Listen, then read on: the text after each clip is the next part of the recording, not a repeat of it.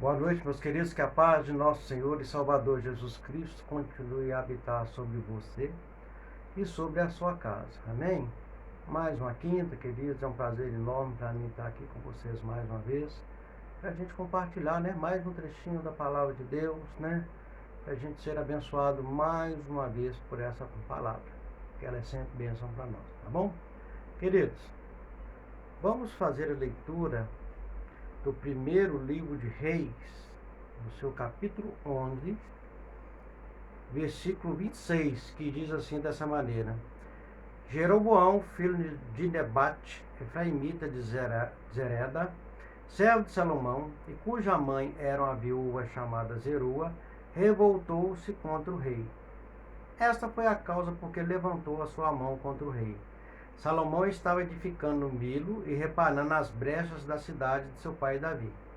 Jeroboão era um homem valente e capaz. Quando Salomão viu que ele era um jovem que fazia bem o seu trabalho, ele o encarregou de todos os trabalhos forçados da casa de José. Aconteceu que, neste tempo, enquanto Jeroboão estava saindo de Jerusalém, o profeta Aías de Siló o encontrou no caminho. O profeta estava usando uma capa nova e os dois estavam sozinhos no campo. Aías pegou a capa nova que estava usando, rasgou-a em 12 pedaços e disse a Jeroboão: Pegue 10 pedaços, porque assim diz o Senhor, Deus de Israel: Eis que rasgarei o reino das mãos de Salomão, e a você darei 10 tribos. Porém, ele terá uma tribo por amor a Davi, meu servo, e por amor a Jerusalém, a cidade que escolhi de todas as tribos de Israel. Porque Salomão me abandonou e se inclinou diante de Astarote, deusa dos Sidônios, diante de Quemos, deus de Moabe, e diante de Milcom, deus dos filhos de Amon. Ele não andou nos meus caminhos para fazer o que é reto aos meus olhos, a saber, para guardar os meus estatutos e os meus juízos, como fez Davi, seu pai. Amém, queridos? Então, a gente vai ver, né? Vai perceber pelo texto que Jeroboão era um jovem, né? Valente, né? E muito trabalhador esforçado. Características essas que o rei Salomão, né? Percebendo ali o trabalho daquele jovem, né? Devia ser alguém mais próximo, né? Um dos trabalhadores que era mais próximo ao rei Salomão, né? E Salomão notou nele essas características, tá? E Salomão vai colocar Jeroboão, né, como administrador da tribo de José, queridos. Porque naquela época, cada uma das tribos tinha um administrador.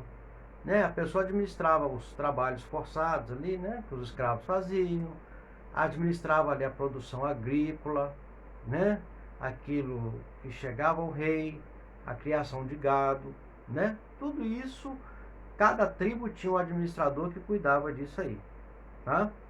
E a gente vai perceber pela palavra que em determinado dia, né, Jeroboão estava saindo de Jerusalém, quando encontrou o profeta Aías, né? Aías vestiu-se de uma veste nova, né?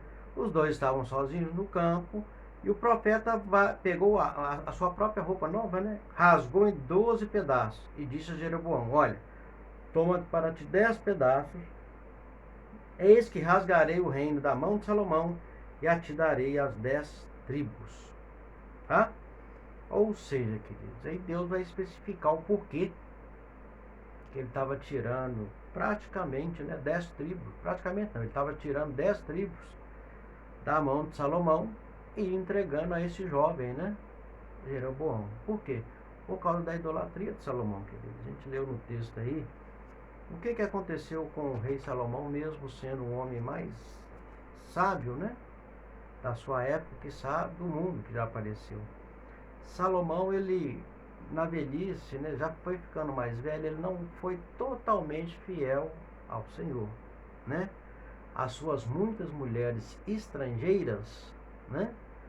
Porque ele se casou não só com israelitas, né, com mulheres do seu povo, mas se casou com muitas estrangeiras, né? vieram a persuadi-lo a construir, né, templo, né, para seus deuses, né, nativos, né? E Salomão acabou entrando nisso aí, né, e desagradou com essa atitude ao Senhor, né, esses atos de idolatria, tá? E acabou aí sendo profetizado por Aías que Salomão ia perder parte do seu, né, boa parte aí do seu reino, tá? Essa boa parte do reino ia ser dado para esse jovem Jeroboão, tá? Que ia ficar com 10 tribos, né? E Salomão ficaria com o restante, no caso aí, né? Seriam 2 tribos, né? Podemos dizer dessa maneira aí. Ok, queridos? Mas o motivo disso, né? Por que Deus fez isso com Salomão? Porque Salomão não foi reto, queridos. Na sua velhice, já depois de uma certa idade, né? As suas mulheres estrangeiras o convenceram, né, a cair no pecado da idolatria, né? E que a gente tome cuidado, né, queridos? Né? Por mais que a gente se ache sábio, né? Por mais que a gente se ache entendido na palavra de Deus, né? E que o Senhor nos abençoe cada vez mais, a todos nós, né? Todos nós, né? Sermos mais sábios, né? Daquilo que vem de Deus, sermos mais sábios no entendimento da palavra e na aplicação dessa palavra no nosso dia a dia, porque é isso que realmente faz a diferença. A gente tem que entender que, né, nos evangelhos nós vamos encontrar, né, o seguinte alerta, né? Aquele que pensa estar de pé, cuide para não cair. Ou seja, a palavra não fala que está de pé, é que pensa estar, né? Então a gente tem que tomar cuidado sempre, o tempo todo, e buscando direção de Deus, guardando os princípios, né? Que qualquer um pode cair, tá, querido? Ninguém está isento disso, não. Por isso que a gente tem que vigiar, né? Tem que viver os princípios de Deus, tá? E por aí vai, tá? A Jeroboão foi dito: olha, se você me ouvir, Jeroboão, tudo que eu te mandar fazer, e andar pelos meus caminhos, e fazer o que é reto aos meus olhos, guardando os meus estatutos e mandamentos, como fez Davi, meu servo, eu serei contigo e te edificarei uma casa firme, como fiz a Davi. Olha a promessa de Deus para Jeroboão. Olha, tirei 10 tribos da mão de Salomão, estou te dando 10. Se você se manter nos meus caminhos, guardar o que eu te ordeno, guardar os meus mandamentos, seguir naquilo que eu te ordenar, eu vou te edificar uma casa firme, como edifiquei a meu servo Davi. Ok, querido? Uma promessa maravilhosa, querido. Algo maravilhoso, né?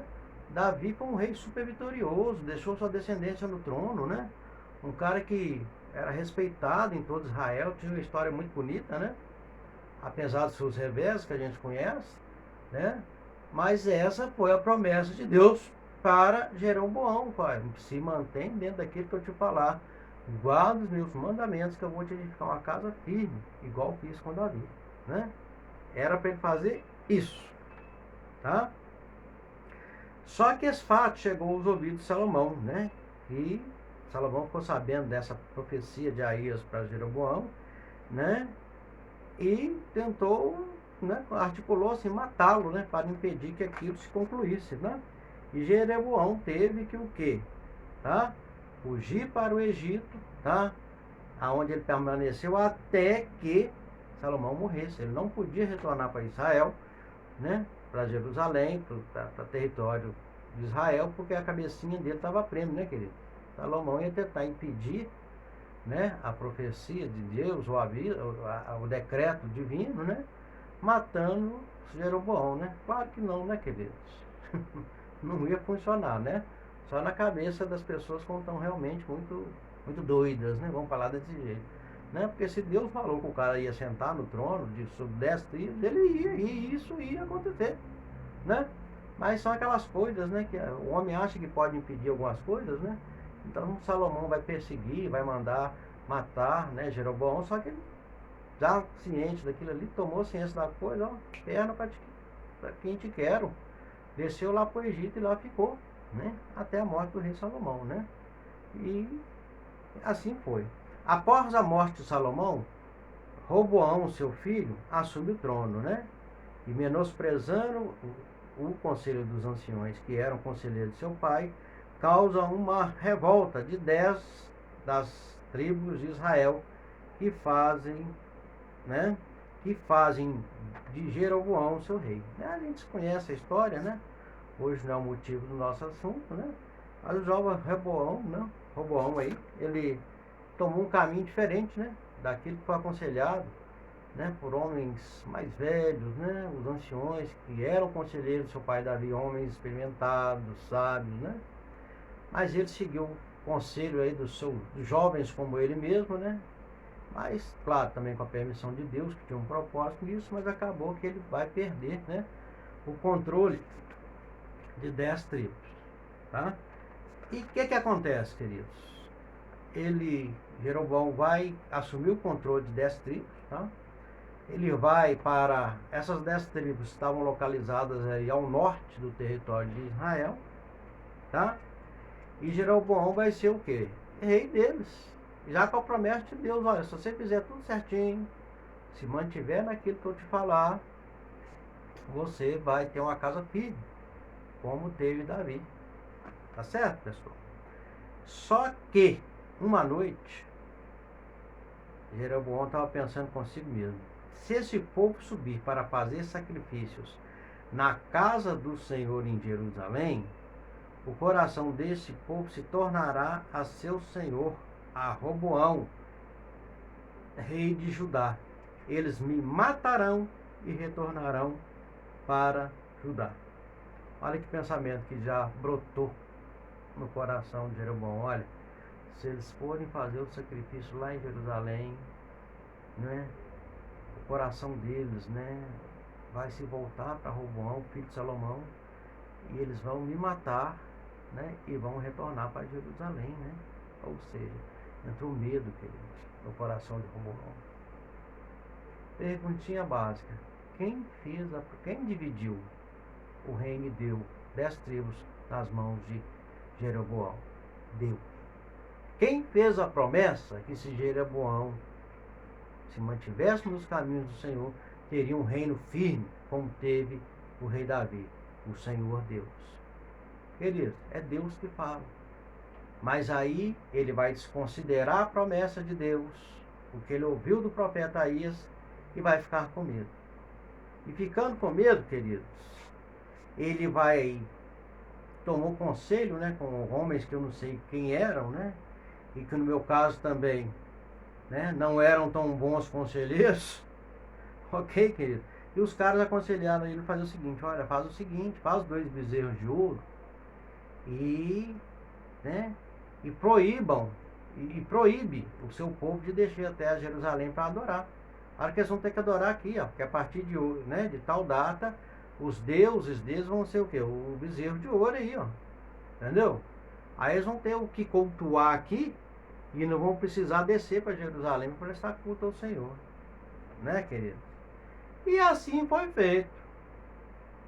Tá? Foi feito. Um foi colocado em Betel, um bezerro desse, e o outro em Dan. Tá?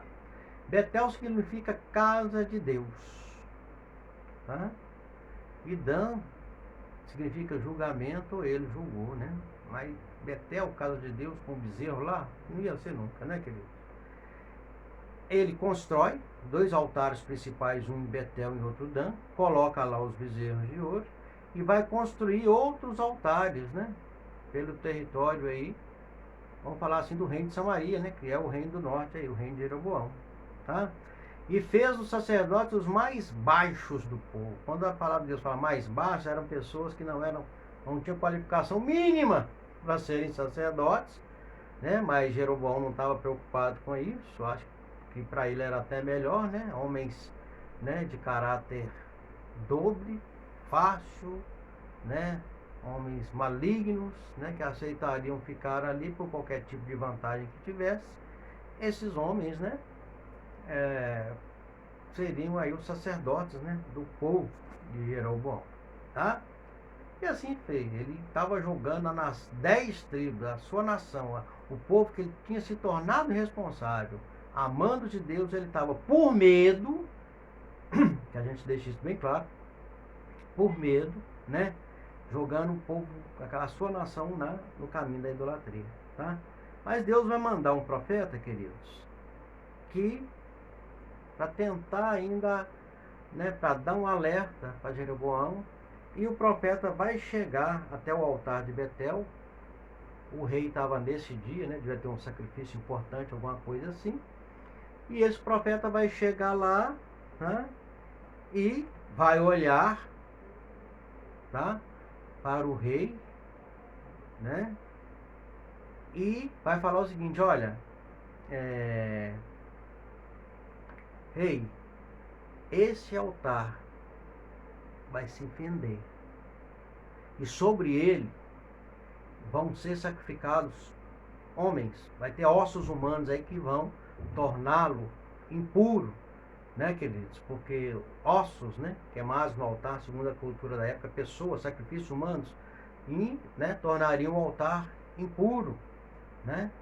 E como prova que eu estou te falando da parte de Deus, o altar vai se fender. O altar pegou e pá! Quebrou. Se fendeu, né? O rei indignado estende a mão, aponta para o profeta e fala assim: prendam este homem.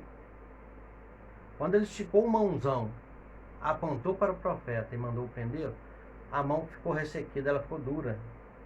Mais ou menos assim, querido. Estou apontando para você não, tá? Só estou te dando exemplo. Ficou assim, ó. Do jeito que ele apontou o dedão, né? Do jeito que ele estendeu o braço, ressecou. Ele não conseguia fazer, né, seu braço retornar à posição normal. Aí Jeroboão, por momentos ali, caiu em si. Falei, gente, o homem é profeta de Deus mesmo. Aí pediu para ele: olha, ore ao Senhor para que a minha mão volte ao normal. Olha só, ore ao Senhor. Não pediu para orar para o bezerrão de ouro que estava lá, não. Pediu para orar ao Senhor para que a minha mão volte ao normal. E o profeta, né, orou e a mão do rei voltou, né, à sua posição normal, né? E o rei vai convidá-lo para morar com ele, para ficar ali um tempo. O profeta se recusa, né? Vai começar a sua viagem de volta, depois vai se encontrar com o profeta velho, aí já é outra história, né? Se você quiser ler o texto mais adiante, aí você vai entender melhor, né? Mas fato que foi profetizado ali contra aquele altar, né? Foi profetizado ali que seriam o altar, né, se fenderia, né, por um sinal, né, e que também aquilo ali estava fadado, né, querido? Jeroboão praticamente ele ratificou o fim do seu reino com as atitudes que tomou ali, mandando o povo para a idolatria, tá? Mas Jeroboão viu isso, né?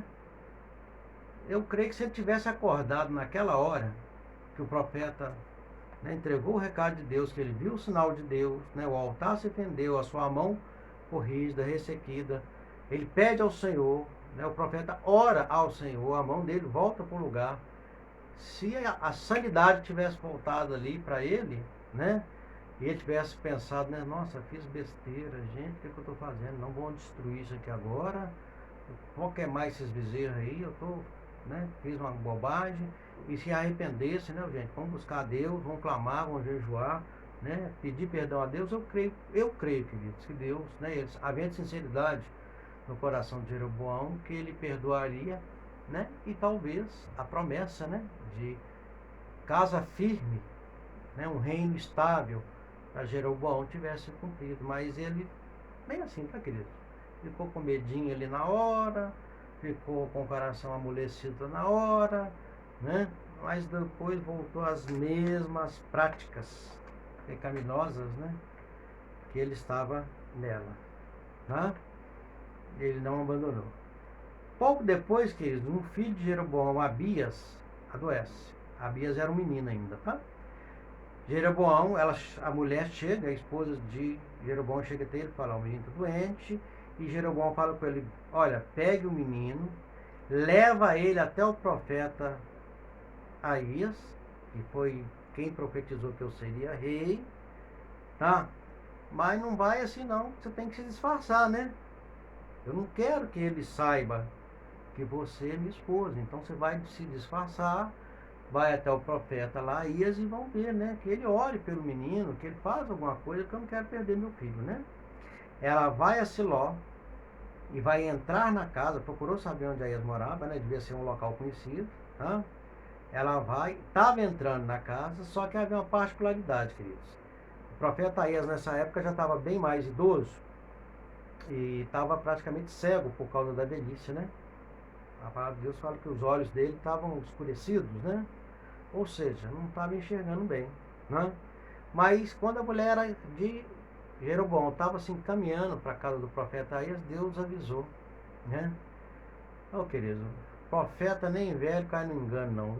Se tiver ligadinho na voz de Deus, ele pode estar velho, pode estar com 200 anos, cego, né? Ele vai ouvir na voz de Deus, ele não vai errar não. Antes da mulher de Jeroboão chegar lá com o menino, né? Estava doente, Deus avisa a Espa, olha, a mulher de Jeroboão está vindo aí e você vai dizer isso e isso para ela. Queridos, Deus mal acabou de falar com o profeta, né? Ele escutou a voz, a mulher de Aías, a mulher de Jeroboão estava chegando já na porta, né? Quase que antes dela bater, ela chegou, né, no limiar da porta ali, na entrada. Aías gritou para ela, lá de dentro da casa, entra, mulher de Jeroboão, porque duras novas eu tenho que te dar. Eita Deus, que é bom, hein, querido? Ela nem bateu na porta, não. Chegou só na entrada do profeta velho, né? Já cego. Gritou lá de dentro, né? Entra, mulher de Jeroboão, porque duras coisas, né? Duras novas, né? Notícias ruins eu tenho que te dar. A hora que ela entrou, tá? O profeta falou para ele o seguinte, olha, você vai retornar com o menino, tá? Na sua cidade. Quando você chegar na cidade, o menino vai falecer. Nossa, já começou duro mesmo, hein, irmão? Quando você chegar na cidade, o menino vai falecer, tá? Mas só ele também vai entrar na sepultura e vai entrar em paz, vai ser sepultado com honra, tá? Porque nele eu achei coisa boa. Não vai reinar, né? Como se Deus falar, não vai assumir um reino porque o pai dele fez muita besteira, né? Mas vou recolher o menino e ele vai ficar aqui comigo, né? Mas quando você entrar na cidade, ele vai falecer, tá? Vai ser sepultado, né? Dignamente, honradamente, porque nele eu achei coisa boa. Agora fala para Jeroboão que a casa dele, tá? Vai ser exterminada. Eu vou exterminar a descendência de Jeroboão, porque ele não me ouviu. Vamos falar com ele desse jeito. A casa dele vai ser cortada. Eu vou cortar o reino das mãos de Jeroboão, por causa do caminho de idolatria que ele entrou e fez o meu povo entrar também. A mulher ouviu o recado, os dois, né? Nenhum foi bom, né? A gente pode dizer assim, né? A gente é que a gente pode interpretar isso, né? O filho ia morrer, mas Deus falou que nele havia achado coisa boa, né? E havia coisa boa no menino, né? Mas, ou seja, né? Ele tá comigo, né? Mas para a mãe nenhum acho que é consolo, não, né? Sabendo que o filho vai morrer, né? Então essas notícias foram duras mesmo, né? Ela vai chegar, quando ela pisa na cidade, né? O menino realmente vai falecer, né? Vai ser sepultado, tá certo? E a história de Jeroboão é o seguinte, ele vai reinar por 22 anos, um reinado que não foi muito longo, né? Vai reinar por 22 anos, tá? Nadab, o filho dele, o sucessor, né? O príncipe Nadab, no caso, se tornou rei, né?